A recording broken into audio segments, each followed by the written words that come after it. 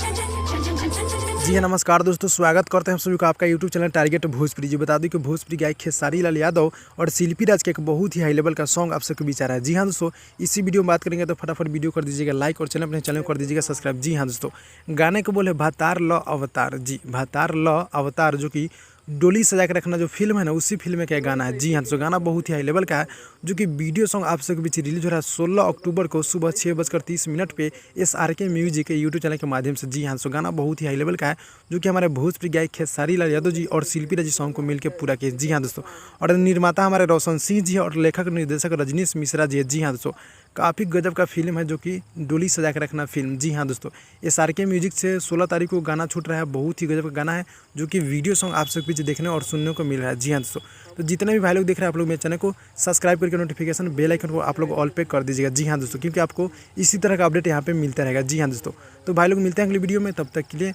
धन्यवाद दोस्तों, और अपना ख्याल रखिएगा।